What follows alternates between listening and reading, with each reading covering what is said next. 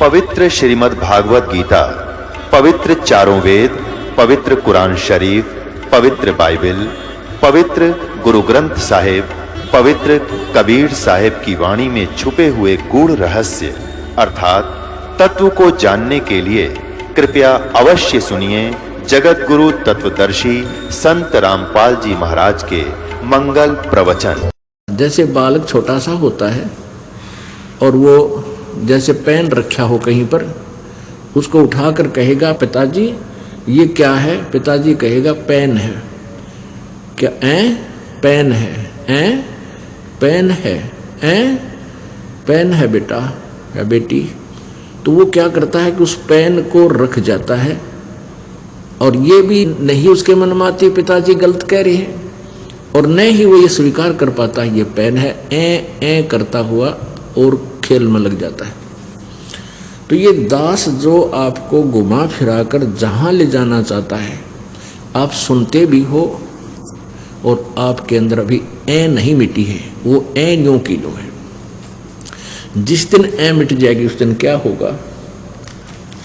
लागी का मार्ग ऊर है, लगे चोट काल जाकर के, लागी का है लगे चोट काल जाकर के, लगे चोट काल जाकर के, लगे चोट कड़े जाकर के, लागी का मार्ग ऊर है, लगे चोट काल जाकर के, लगे चोट काल जाकर के, लगे चोट काट जाकर के, लागी का मार्ग और है, लगे चोट कले जाकर के, बन बीच भरतरी भूप ने एक मारा ताणे निशाना, बन बीच भरतरी भूप ने एक मारा ताण निशाना, कोई घड़ी सदी थी आवन की, साधु का हो गया आना, कोई घड़ी सदी थी आवन की, साधु का हो गया आना, कोई मुआ मर्ग जवा दियो नत तारे धरो न बाणा, कोई मुआ मृग जवा दियो नत तारे धरो न बाणा, वो जंदा कर दिया डोर था, शिष बण्या परीक्षा करक, शिष बण्या परीक्षा करक, शिष बण्या परीक्षा करक, लागी का मार्ग और है, लग चोट काल जाकर के, लग चोट काल जाकर के, लग चोट काल जाकर के, लागी का मार्ग और है, लग चोट काल जाकर के। कबीर परमात्मा जी क्या बताते हैं कि जब आपकी परमात्मा की तरफ विशेष तड़फ हो जाएगी, ऐसी स्थिति हो जाएगी जैसे कोई यूं सोचेगा ये रोगी है। कबीर जी कहते हैं कबीरा वैद बुलाइया और मेरी पकड़ के देखी बां, और वैद न वेदन जान सका मेरा करक कलेजे मां। हमारे को समझाते परमात्मा आपकी ऐसी स्थिति हो जाएगी, घर वाले न सोचेंगे इसका कोई तकलीफ है, कोई बीमारी होगी। और कहते हैं वैद बुला के लाए और वैद ने नाड़ी पकड़ के देखी, वैद ने बोला इसका कोई तकलीफ कोई ना। परमात्मा कहते वैद मेरी वेदन को समझ नहीं सका क्योंकि मेरे कलेजे में करक थी। करक माने विशेष कसक, तो यहाँ उसी का जिक्र है। लागी का मार्ग ऊर है, लग चोट कले जा करके लागी का मार्ग और है लग चोट काल जा करके लग चोट काल जा करके लग चोट काल जा करके लागी का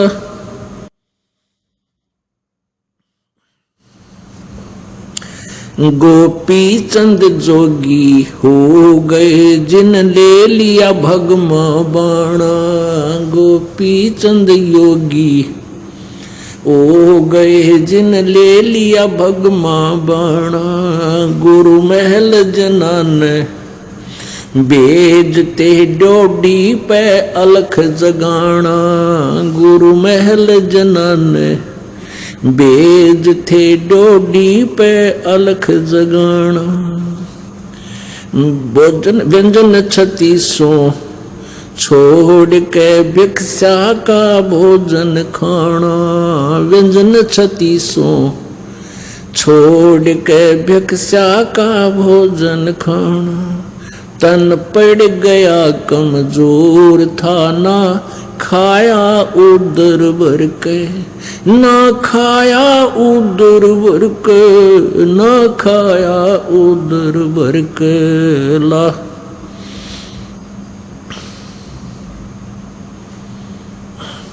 लागी का मार्ग और है लग चोट काल जा करके लग चोट काल जा करके लग चोट काल जा करके ला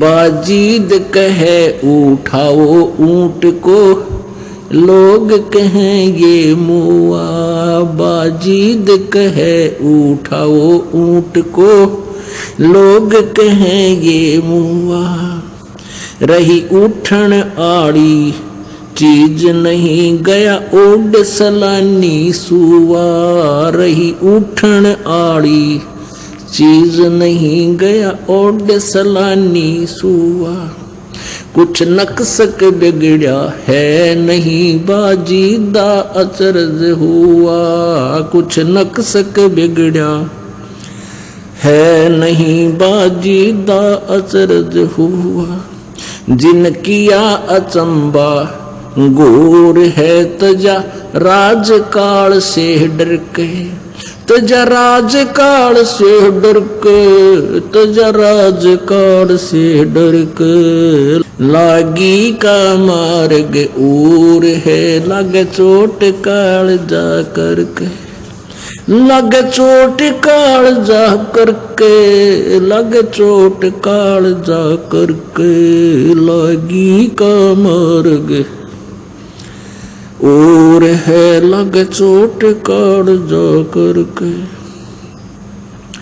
सुल्तानी मगन बैराग में जिन तज दिया बलख बुखारा सुल्तानी मगन बैराग में जिन तज दिया बलख बुखारा कदे पालकियों में चालते आज उठा लिया गुदड़ बारा कदे पालकियों में चाल तेरे आज ठा लिया गुदड़ बारा सब संगी छोड़ी रोवती रोवे था कुण बासारा सब संगी छोड़ी रोवती रोवे था कुण बासारा शोर मचा रणवास में ना देखा पीछा फिर के ना देखा पीछा फिर के ना देखा रे पीछा फिर के लागी का मार्ग और है लग चोट काल जा करके लग चोट काल जा करके लग चोट काल जा करके लागी का मार्ग और है लग चोट काल जा करके कुएं में शेख फरीद ने किसी मीठी बोली भाषा कुएं में शेख फरीद ने किसी मीठी बोली भाषा तुम चुन चुन कागा खा ली और मेरे हाडा पर का मासा तुम चुन चुन कागा खा ली और मेरे हाडा पर का मासा मेरे दो नैना मत छेड़ना मोहे राम मिलन की आशा मेरे दो नैना मत छेड़ना रे मोहे राम मिलन की आशा जिन करी तपस्या घोर थी वो हुए आश्रय अर्क वो हुए आश्रय हर्क वो हुए रे आश्रय अर्क लागी का मार्ग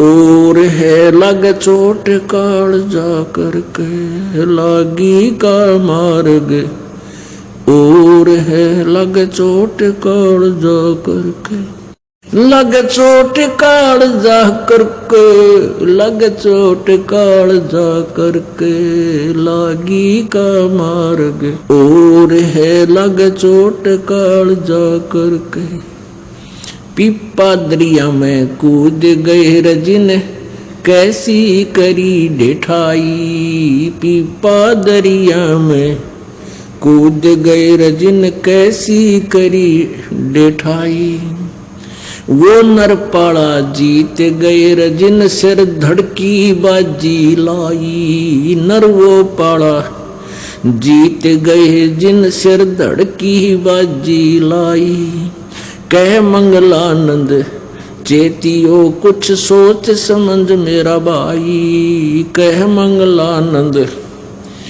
चेतियो कुछ सोच समझ मेरा भाई बिन चेते यु झूठा शोर है कुछ जाइयो सुकर्म करके कुछ जाइयो सुकर्म करके कुछ जाइयो रे सुकर्म करके लागी का मार्ग और है लग चोट काल जा करके लग चोट काल जा करके लग चोट काल जा करके लागी का मार्ग लागी का मार्ग और है लग चोट काल जा करके। अभी इस शब्द के अंदर कुछ ऐसे महापुरुषों का जिक्र किया गया है जिन्होंने परमात्मा पाने के लिए समर्पण किया, सब कुछ त्याग दिया। इनमें से किनको प्रभु मिला और किनको ना मिला। जैसे अभी आपने देखा, पुण्यात्माओं, जब तक आप ज्ञान सुनते रहते हो आपको ज्ञान अच्छा अवश्य लगता है, लेकिन आपका दिल संसार से हट नहीं सकता। जब आपके साथ प्रैक्टिकल हो जाएगा और ये ज्ञान साथ होगा और परमात्मा का सहयोग, भक्ति, योग आपके संग होगा, तब आप परमात्मा प्राप्ति करोगे। उदाहरण के लिए इसमें क्या बताया कि वन बीच भर्तरी भूप ने, भर्तरी एक राजा था, उसकी पत्नी जो थी बहुत, उसकी नजरों में बहुत ही सुशील और बहुत प्रिय थी। वो अपनी पत्नी को प्राणों से भी प्रिय मानता था और उसको बहुत ही वफादार मानता था। अब परमात्मा कहते हैं, सो छल छिद्र मैं करूं अपने जन के काज। पता नहीं किस कारण से परमात्मा कैसी चोट लगाता है अपनी प्यारी आत्माओं को इस काल के जाल से उकासने के लिए, बाहर निकालने के लिए। अब पिछले पुण्य संस्कारों से प्राणी राज्य पद प्राप्त करता है और राज्य पद उसको प्राप्त है तो उसको यहाँ सांसारिक सुविधा सबसे टॉप मोस्ट होती है, सबसे उत्तम होती है। अब जैसे हम नीचे सतर के व्यक्ति होते हैं, जो हैंड टू माउथ होते हैं, उनको यदि थोड़ी सी सुविधा हो जाए वो भी धरती आकाश एक कर देंगे। इस काल की कुबद हमारे अंदर सब में भरी हुई है। अब परमात्मा कैसे कृपा करते हैं अपनी प्यारी आत्माओं को काल के जाल से निकालने के लिए। अब राजा बन गया, पिछला पुण्यकर्मी प्राणी था, राज्य प्राप्त हुआ। राजा बनते ही अपने कर्मों को बिगाड़ने में जुट जाता है, लग जाता है। राजा शिकार खेलने जाता है और वहाँ उसकी हॉबी है ये निशाना साध कर तीर मारा करते, पहले गोली या बंदूक ना थी, और नो जचा के जैसे मृगों की डार लाइनें जाती थी हिरणों की, और उनमें नो जचा कर राजा बड़े शौक से एक तीर मार दिया, फिर दूसरा मार दिया, फिर तीसरा मार दिया। 3-4 मृगों को मार के घर लाता और फिर बनवा के मांस उनका खाता। गधा अब बिना ज्ञान के को बद इतनी कर देता प्राणी, क्योंकि उसने कोई टोकनियाँ नहीं, सब सलूट मारे ये स्मैल सारे, कोई नौकरियाँ नहीं, आप पाप कर रहे हो कह तो वो मानना नहीं, उसने बल्कि सजा दे दे। अब जो ही दिनों शिकार खेलने गया भर्तरी जी, उसने एक मृग मार दिया और वहां उसकी पत्नी मृगणी खड़ी खड़ी रो रही है। उसने और वो कह रही हो कि मुझे भी मार दे पापी, आंखों से मोटी मोटी आंसू बह रही है। उधर से गोरखनाथ जी साधु आ जाते हैं और वो शिक्षा देते हैं कि बच्चा के मिल गया तने ये इनका जोड़ा नाश कर दिया, अब तुझे कोई मार दे, तेरी पत्नी रो रही हो, तुझे कैसा लगे बच्चा। अब राजा में अभिमान गणा उसे, वो शिक्षा सहन नहीं कर सका, कहने लगा घनी बात मत बनाओ बाबा जी, यदि तू ऐसा सिद्ध पुरुष है तो इसने जीवित कर दे, इस मृग ने मन मार रखा है, मैं तेरा चेला बन जाऊंगा। गोरखनाथ जी बोले अरे चेला ना बनेगा तू। हकनाथ जी पक्की बात होली, वचन का पक्का हूं मैं। गोरखनाथ जी ने अपनी सिद्धि से वो मृग जीवित कर दिया। अब भर्तरी के पाया तले की जमीन खिसकी, अगुवाई तो कमाल का महापुरुष है, घबरा गया, कदे और कुछ ना कर दे तेरे गेल्या। कहने लगा महाराज जी आपका चेला मैं बन गया, मैंने दे दो उपदेश। महाराज उपदेश है घर रहने का कोई ना, घर त्याग कर मेरे साथ रहना पड़ेगा। नो बोला जी ये थोड़े छोटे छोटे बच्चे हैं और कुछ दिन राज और कर लूँ, फिर मैं आपका चेला पक्का बन जाऊंगा। गोरखनाथ बोले बस रहे, बस भाई तो कहता मैं जुबान का पक्का। ना जी जुबान का पक्का हूँ मैं। अच्छा भाई ठीक, सजा फिर बन जाइए। गोरखनाथ ने कहा कि बच्चा ना तो तेरा परिवार अपना है, ना तेरी पत्नी अपनी है, ना ये राज तेरा है, ना ये मंत्री तेरे हैं, ना सेना तेरी है। जब तेरे खोटे दिन आवेंगे तेरे मंत्री तेरे शत्रु बन जाएंगे और तेरे ही सैनिक तेरे विरोधी हो जाएंगे और तुझे दो पैरों को जगह नहीं मिलेगी कि तब छुप कर समय व्यतीत करेगा। कोई राजा दूसरा अटैक कर देगा, तू भाग जाएगा, तेरे पल्ले कुछ नहीं रहा कि तो घास तोड़ कर खाओगा। और भाई ये परिवार तेरा नहीं है, ये तेरा भूल लागिरी है। ने बोला ना जी ऐसे कैसे कह रहे हो, मेरी पत्नी तो मुझे बहुत चाहती है और वो तो मेरे लिए गेल मर जाएगी मेरे। परमात्मा गोरखनाथ बोले भाई ठीक से बेटा, हमने जो कहना था कह दिया तेरे थे, आप जब इच्छा हो, जब छकले इस राज ते और छकले इस संसार ते, जब आजिए मेरे पास। अपना स्थान बता दिया कि मैं वहां रहता हूं। अब परमात्मा कैसे जड़ निकालते हैं। अब वो अपनी पत्नी को वफादार मान्या करता भर्तरी जी। अब एक दिन क्या हुआ, गोरखनाथ जी अन्य रूप धारण करके साधु का, वो पहचान नहीं सका उसको, राजा के पास गया कि राजा ये मेरे पास एक अमर फल है, इस अमर फल के ये गुण हैं कि जो इसको खा लेगा वो सदा युवा बना रहेगा, बहुत लंबी उम्र हो जाएगी उसकी, वो मरेगा नहीं शीघ्र से। और आप बहुत अच्छे नेक राजा हो, न्यायकारी हो, प्रजा के हितैषी हो, इसलिए मैं चाहता हूं कि आप इसको खा लो। अब राजा को वो फल देकर संत चला गया। अब राजा ने सोचा मैं क्या करूंगा, इस फल ने खा कर मैं अपनी पत्नी को खिलाऊंगा, वो बहुत ही अच्छी है और वो अच्छी लंबी उम्र की हो जाएगी। यानी वो अब उसको बहुत ही ज़्यादा चाहता था। उसने वो फल अपनी पत्नी को दे दिया, उसके गुणों से परिचित करा दिया। वो कहने लगी रख दे, मैं फिर नहा धोकर खाऊंगी इसको। ठीक है। फिर कुछ दिन के बाद उसने पूछा कि तैने वो फल खा लिया? खा लिया। बहुत अच्छा किया। अब उसका क्या था, उसकी पत्नी का संबंध अवैध संबंध था उसी के एक नौकर के साथ। उस पत्नी ने सोचा कि मैं क्या करूंगी, खाकर इसको अपने मित्र को दे देती हूं, ये युवा बना रहेगा। उसने वो फल उसको दे दिया। उसका नौकर जाता था वैश्या के पास। उसने सोचा ये फल मैं उस वैश्या को दे दूं, वो उसको ज्यादा चाहता था। उसने वो फल उस गणका को दे दिया, उस फल के गुणों से परिचित भी करा दिया वैश्या को। तो गणका ने सोचा कि मैं इस फल न खा लूंगी, सारी उम्र कुकर्म करूंगी। राजा बड़ा अच्छा है, नेक है, न्यायकारी है, क्यों ना ये फल उस राजा को दे दूं।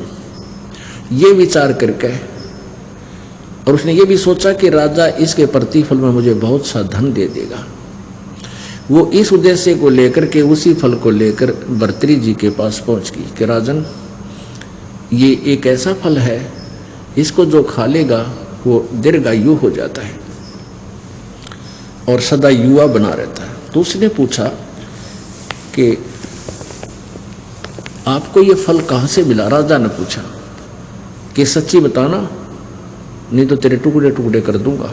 अब उसका तो गुस्सा हो गया। उसको मन में आई कि वो फल तो नहीं है ये, पर उसका दच्चा ना थी कि वो तेरे वाला फल होगा। वो कहने लगी जी मुझे तो आपके नौकर ने, जो ये घोड़ों का इंचार्ज था, दरोगा बोलते थे उसको, कि उस दरोगा जी ने दिया है। वो दरोगा जी बुला लिया। कहने लगा भाई यो फल तू कहाँ से लाया? और राजा ने सतर्क कर दिया, ये सच्ची बता दिया, नहीं तो तेरे टुकड़े टुकड़े कर दूंगा, और सच्ची बता देगा तुझे माफ कर दूंगा। अब वो कहाँ पे गया? उसने कहा कि आपकी पत्नी ने मुझे दिया था। सारी कहानी बता दी उसने। तो फिर उसकी पत्नी से पूछा। वह तो नाटकी, पहले तो मना किया, फिर घुड़सवार सामने खड़ा कर दिया, फिर नीची गर्दन कर ली उस नालायक ने। अब उसके पैरों तले की धरती निकल गई उस भर्तृहरि की। पुण्यात्माओं, एक चोट सिधारिया जिन मिलन दाचा, उसके वो संत के सारे वचन आज सच्चे सिद्ध होते नजर आए। रत तेरा गजब हो गया।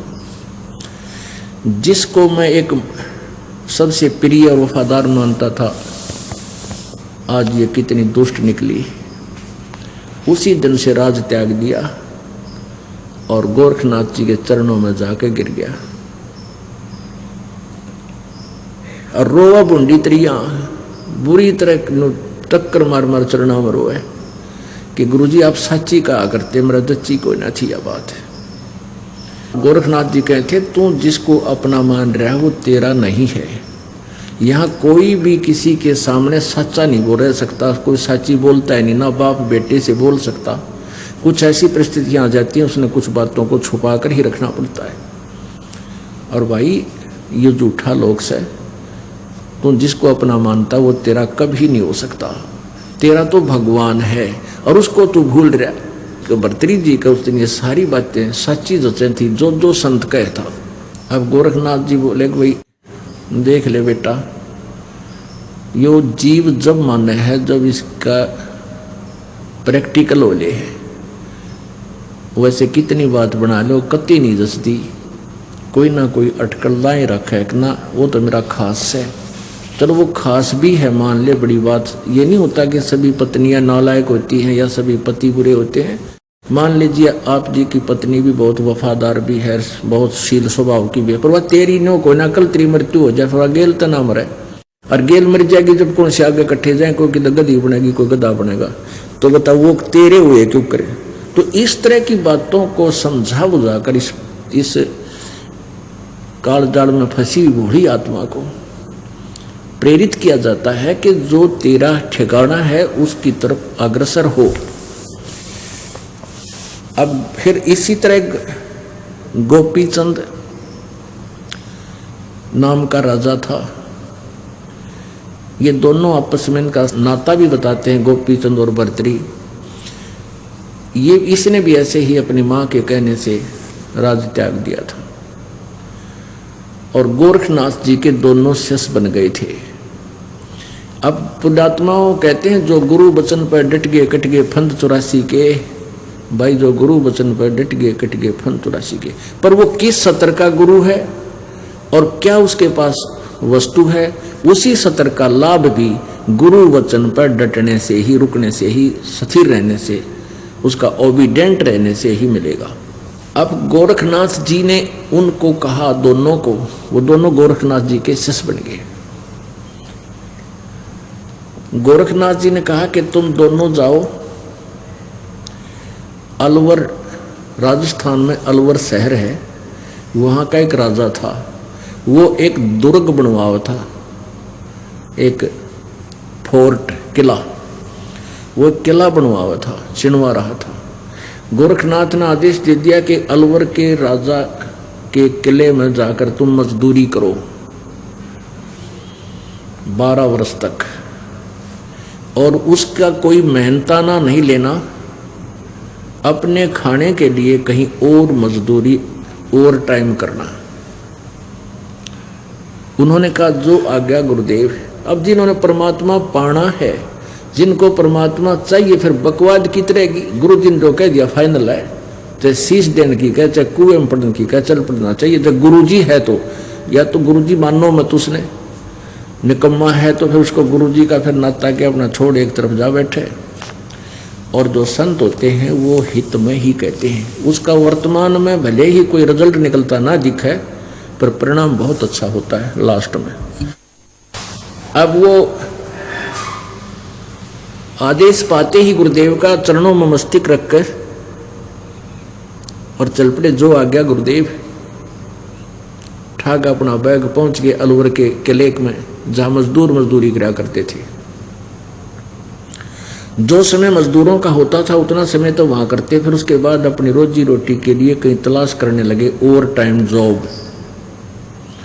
2 दिन हो गए कुछ नहीं मिल रहा, भूखे सो जाते, सुबह उठते फिर मजदूरी करने चले जाते। एक दिन वो दोनों बैठे आपस में बातें कर रहे थे कि भाई जो गुरु जी का आदेश है तो सिर जा सके है, जब घर छोड़ दिया, राज त्याग दिया, परमात्मा पाना है और गुरु के आदेश में वचन में रहना है, और ऐसे ही मिलेगा तो ये बेसिक शरीर जा भाई, ये उल्टे कदम नहीं हटा सकते। अब मरा चाहे जीवा, 2 दिन हो गए, भूख जोर की लाग रही है। राजा थे, राजा को तो 2 घंटे भूख ना उठे, परंतु शीश दे दिया, फिर वो अग्रम मगरम नहीं रहती। दोनों जने बैठे बैठे जमीन पर बैठे बातें कर रहे थे, भाई एक तो मौत आवेगी, 1-2 दिन में मौत हो जाएगी, जब आहार रोटी ना मिल रही थी।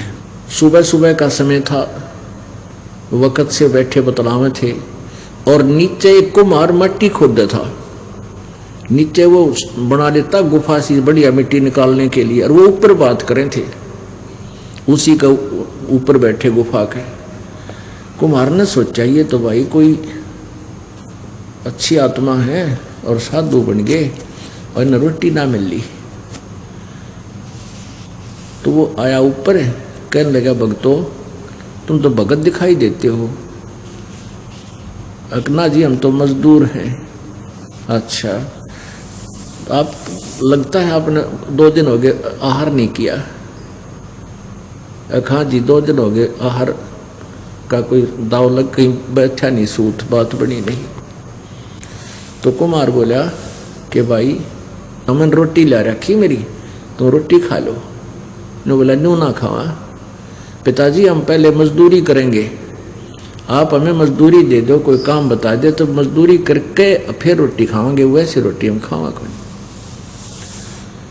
उन्होंने बहुत आग्रह किया, भाई मेरी 8 रोटी 10 रोटी आती है, यहाँ अपने काम करता हूँ जहाँ पर, और बेटा आधी आधी खा लेंगे, तुम खा लो ना, ऐसे नहीं खाऊंगा, हमें मजदूरी बता। तो उन्होंने बोला भाई तुम के मजदूरी बताऊँ, न्यू करो तुम मेरी अगार पानी घेर कर गारा बना दिया करो और मैं ये मटके बना दिया करूँगा, तुम रोटी खा लो। अब ठीक है, ऐसे करने लगे। अब उधर से वो कहने लगा अपनी पत्नी से कि 2 सेवक और हैं, 2 की रोटी कुछ ज्यादा भेज दिया करे।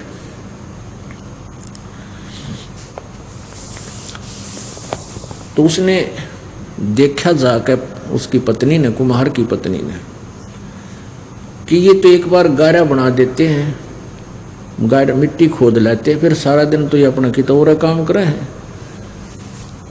तो वह क्या करने लगी, रोटी जितनी उसकी भेजा करती थी, पहले 10 रोटी भेजती थी, तो उसने 8 कर दी और कम कर दी नालायक ने।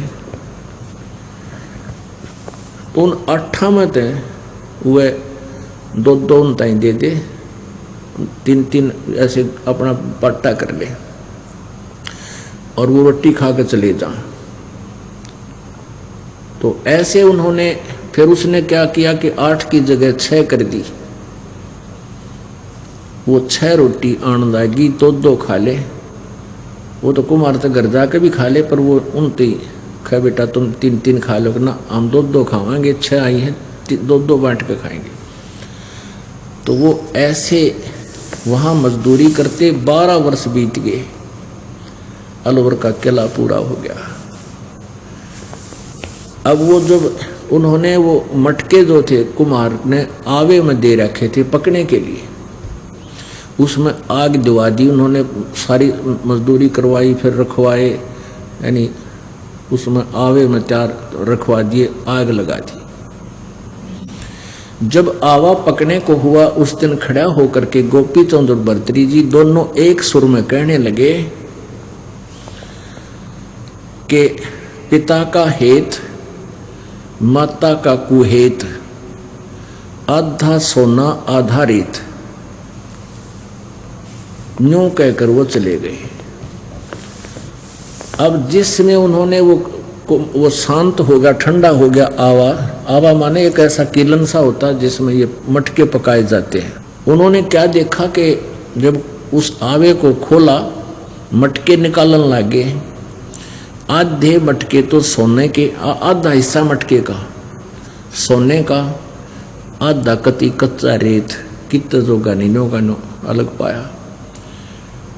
अब वो आधा सोना आधा रेत जब कुम्हार और कुम्हारी ने वो देखा, वह कुम्हारी टक्कर मार मार रोने लगी। नो बोलिए तो कोई महान आत्मा थे और मैंने इनके साथ बहुत जलालत की, मेरा केरा होगा। ये तो इतना धन देंगे, इतना सोना इसने कहाँ रखेंगे, छुपाते फिर राख डालने इसके ऊपर। कहने का भाव ये है पुण्यात्माओं। अब गोपी चंद और भर्तरी जी को जैसा भी गोरखनाथ जी ने ज्ञान भक्ति मार्ग दिया था, उन्होंने सिर दड़की बाजी लाके किया। और ये एक नियम है, आप जिस भी संत का उपदेशी बन जाते हो, जैसा उसने मार्गदर्शन किया है उसको तन मन धन से करोगे, उस सत्र का लाभ भी उसी समय मिलेगा। उसकी प्रत्येक क्रिया प्रत्येक आज्ञा का पालन करोगे। अब उस क्रिया से गोपी चंद और भर्तरी को जो साधनाएं उसने बताई, गोरखनाथ जी ने की, उससे कितना लाभ होगा कि वो अब प्रथम मुक्ति प्राप्त है और वो ऊपर स्वर्ग के अंदर विद्यमान है। जब उनका स्वर्ग का समय वहां पूरा हो जाएगा, फिर वो पृथ्वी पर आकर एक बार फिर राजा भी बनेंगे दोनों। उसके बाद 184 योनियों में वो चले जाएंगे। पुण्यात्माओं, सतगुरु के अभाव से श्रद्धालु श्रद्धा भी बहुत रखते हैं, समर्पण भी करते हैं। रावण ने शीश भी काट कर चढ़ा दिए अपने गुरुदेव की आज्ञा से, शिव जी को प्रसन्न करने के लिए, जैसा उसको ज्ञान मिला था। और फिर क्या मिला लास्ट में? एक बार तो यहाँ संसारिक सुख नजर आए, फिर दुर्गति हुई और सारी उम्र के लिए नरक में ठोक दिया गया। ऐसे गोपीचंद भर्तृ का आगे ये हर्ष होगा। फिर क्या बताते हैं? एक बाजीद नाम का मुसलमान राजा था। अपने आत्माओं जो राजा बनते हैं या कोई अच्छे जिनके अच्छे कोई शुभ संस्कार के कारण वो कोई अच्छा सेठ बन जाता है या कोई उच्च अधिकारी बन जाता है, तो ये पिछले संस्कारी हंस होते हैं। और ये स्वर्ग से भी आए हुए, कुछ स्वर्ग से आए हुए होते हैं, इनमें से कुछ एक होते हैं। और जो सुख इन्होंने स्वर्ग में देखा हुआ होता है वो इस पृथ्वी पर नहीं होता। उनकी आत्मा, उनका मन इस सुख से शीघ्र ही जो है ना उल्टा हट जाता है। और फिर उनके अंदर विवेक भी बहुत होता है।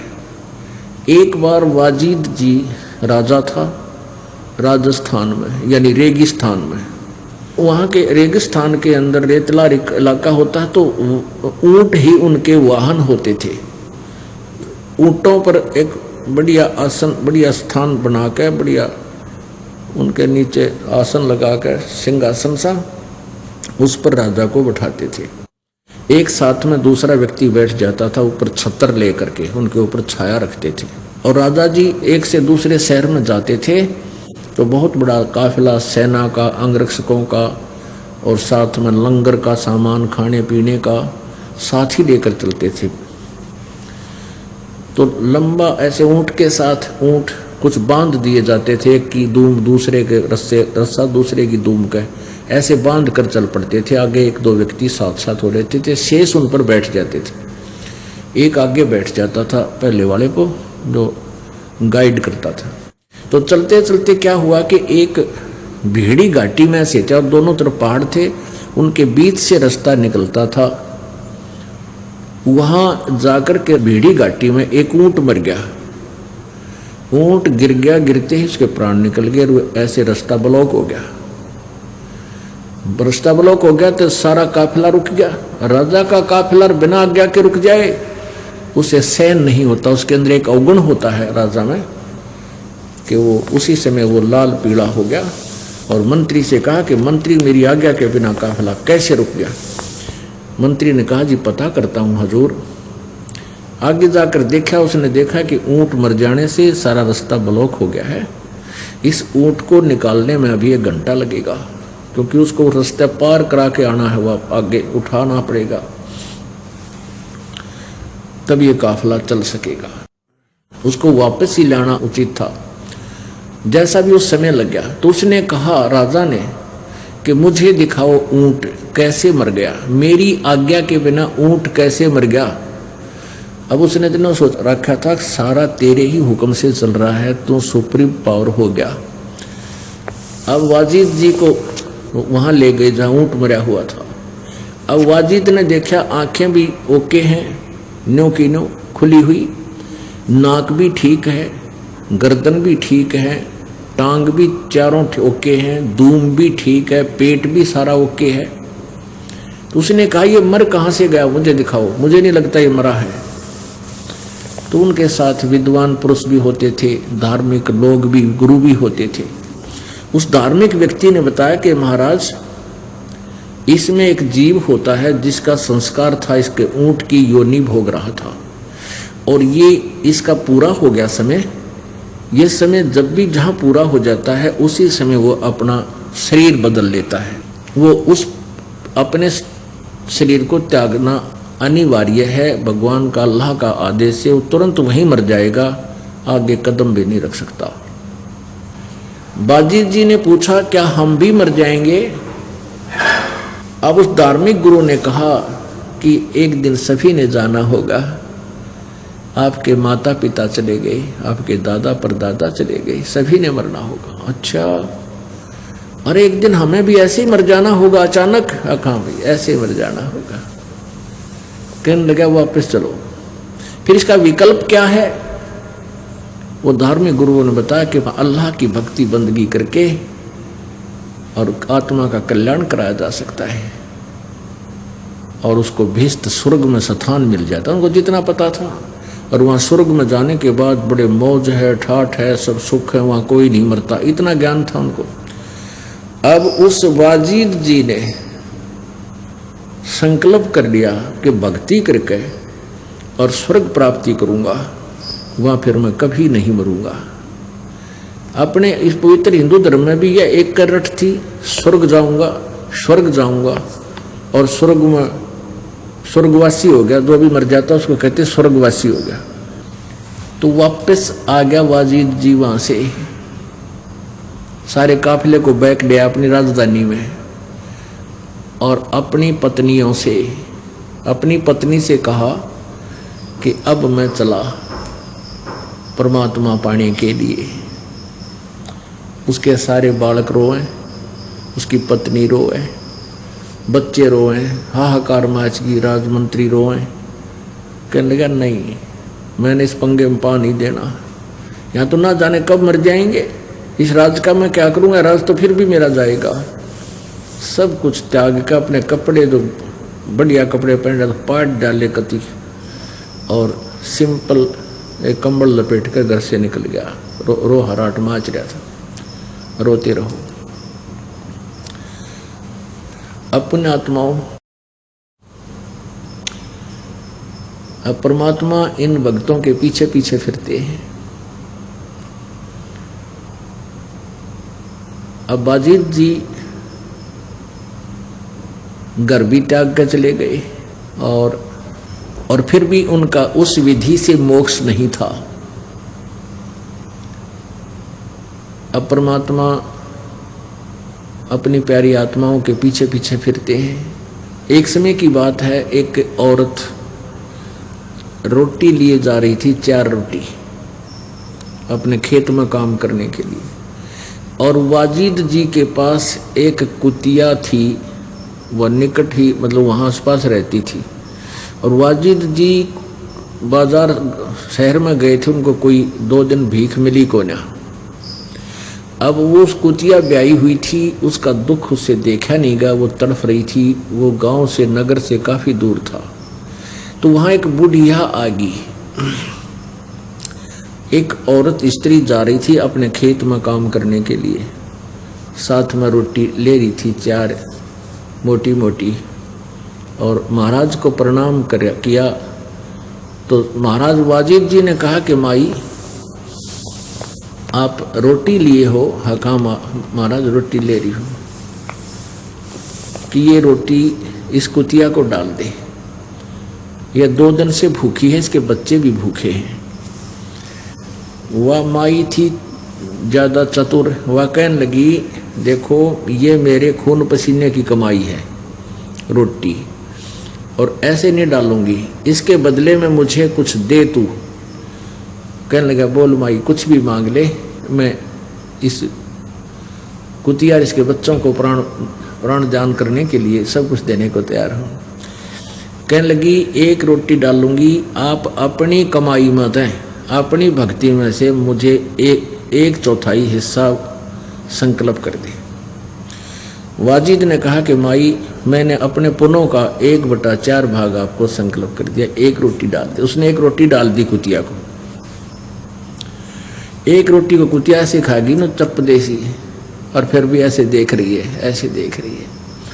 वाजिद जी कहने लगे माई 1 रोटी और डाल दे। तो वो कहने लगी अपनी आधी कमाई मुझे संकल्प कर दे। वाजिद जी ने कहा कि कर दिया, आधी कर दी। अब कुतिया उस 1 रोटी 2 रोटी भी खाकर फिर भी ऐसे भूखी है। तो कहने का भाव ये है कि उसने कहा कि आप 4 रोटी डाल दो। तो उसने अपनी सारी कमाई उस दिन तक की जितनी थी सारी उस स्त्री औरत को संकल्प कर दिया। अब ऐसे ऐसे दयालु भक्त भी थे, और आप फिर नौका कोरे रह गया। ये काल के जाल हैं, आप फिर खाली। अब क्या हुआ, उस स्थान को त्याग कर वाजिद चला गया कि यहाँ के लोग अच्छे नहीं हैं और यहाँ आहार नहीं मिल पा रहा है। दूसरी जगह जाकर उसने अपना डेरा जमाना चाहा। अब वो 2-3 दिन से भूखा था, कुछ नहीं मिल रहा था उसको। परमेश्वर आए जैसे राह चलते व्यक्ति का रूप बना के और कहा, महाराज जी भोजन पालो, भूख लगी है। कहा, भाई भूख लगी है, भोजन पालो। भोजन खा लिया। फिर कहने लगा कि आपके पास कोई झोंपड़ी नहीं है? कि झोंपड़ी कहाँ से बनाऊं भाई, मैंने रोटी खाए आज 7 दिन हो गए, मेरी हिम्मत नहीं कि मैं कुछ उठ कर काम कर लूं, मैं अस्वस्थ भी हो चुका हूँ। अब परमात्मा गए, वो लाए सारे काट के, फूस फास सरकंडे लाकड़ लाए काट के, गाड़ कर उसकी झोंपड़ी तैयार कर दी। और जब वो फिर बातचीत करने लगे, कहने लगे, महाराज जी आप कौन हो, कहाँ से आए हो, सारी बताइए। कि बताऊं बच्चा, भगवान को कह रहा वाजिद के मैं ऐसे ऐसे राजा था, मैंने राज त्याग दिया भगवान पाने के लिए। मेरी जो भी कमाई थी ऐसे ऐसे, एक कुतिया भूखी थी उसको मैंने सारी अपनी कमाई एक औरत को, एक बहन को, माई को दे दी, एक कुतिया को जीवित रखने के लिए उसके बच्चों को। और अब मैं अस्वस्थ हो चुका हूँ, वृद्ध शरीर हो गया, निकला था भगवान पाने के लिए। अब मेरी कमाई थी वह सारी गई, अब मैं बिल्कुल निढाल हो गया हूँ। तब तो मैंने भावुक होकर के ये सब कार्य कर दिया, अब मैं क्या करूँ, कैसे मिला भगवान मुझे? फूट फूट कर रोने लग गया। अब पर रोने लग गया तो परमात्मा कहने लगे, महाराज जी जिस विधि से तुम परमात्मा पाना चाहते हो ऐसे नहीं मिलता। तो उसने कहा कि वाजिद जी मैं परमात्मा हूं, मैं अल्लाह हूं। कबीर जी परमात्मा ने कहा। वाजिद जी कहने लगे, क्योंकि वो उसका खाना खा रहे थे, थोड़े से नम्र भाव से बोले वाजिद जी, कहने लगे, भक्त ऐसी बात मत कह तू, मेरी आत्मा दुख पाती है। जीव मनुष्य अल्लाह नहीं हो सकता, वो तो बेचून है, वो तो निराकार है, उसका कोई आकार थोड़ा ही है, वो कभी किसी के समक्ष नहीं आता, वो तो दिखाई ही नहीं देता। परमात्मा बोले, महात्मा जी आप फिर घर त्याग कर किस लिए आए हो? कि अल्लाह की प्राप्ति के लिए। अल्लाह कैसे मिलेगा? अल्लाह के दर्शन कैसे होंगे तुझे, कैसे प्राप्त होगा? उसने अपनी साधना बताई कि ऐसे ऐसे मैं हठ योग करूंगा, तपस्या करूंगा। अरे भले आदमी तपस्या करेगा किसके लिए? परमात्मा के दर्शन के लिए, उसके दीदार के लिए। कहाँ जी? दीदार के लिए। तो निराकार का दीदार कैसे करोगे? निराकार मान ले, भगवान अल्लाह निराकार है, उसको देखेगा क्यों कर तू? कैसे प्राप्त करेगा उसको? जब वो निराकार है वो तो फिर प्राप्त हो ही नहीं सकता। अब वाजिद जी उसी समय चरण पकड़ दिया उसके परमात्मा के, और परमात्मा ने एकदम अपना तेजो में रूप उसको दिखाया कि मैं अल्लाहु अकबर हूँ, मैं वो अल्लाह कबीर हूँ। अब उसने कहा कि आप अपनी कुरान शरीफ में देखो, सूरत फुरकानी